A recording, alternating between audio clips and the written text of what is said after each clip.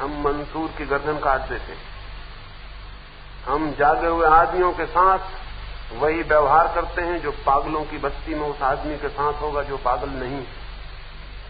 इसका आपको अंदाज नहीं। मेरे मित्र एक पागल थे, वे पागल थे और एक पागलखाने में बंद कर दिए गए। पागलपन में उन्होंने फिनाइल की एक बाल्टी वहां पागलखाने में रखी थी, वो पी गए।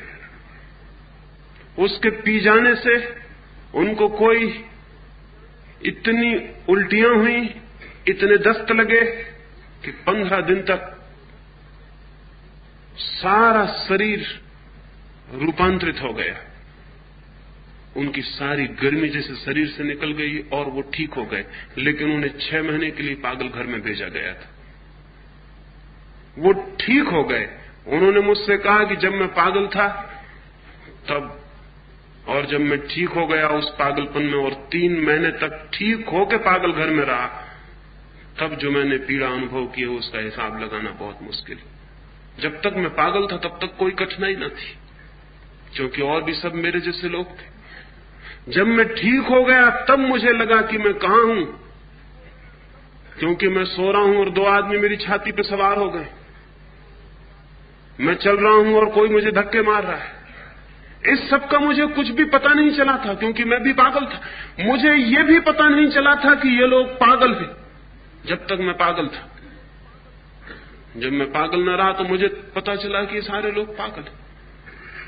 और जैसे ही मैं पागल न रहा, मैं उन सारे पागलों का शिकार बन गया। और मेरी कठिनाई कि मुझे सब समझ में आ रहा था कि अब मैं बिल्कुल ठीक हूं और अब क्या होगा और क्या नहीं होगा, मैं कैसे बाहर निकलूं।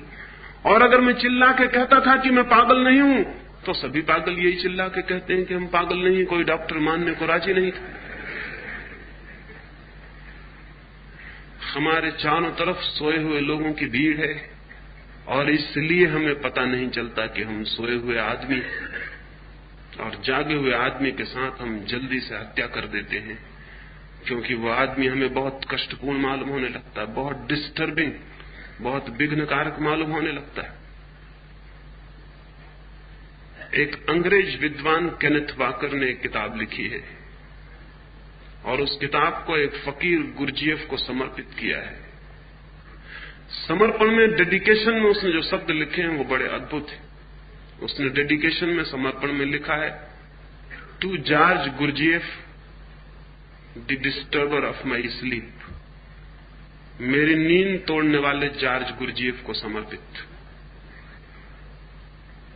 थोड़े से लोग जमीन पे हुए हैं जो नींद तोड़ने की कोशिश करते हैं,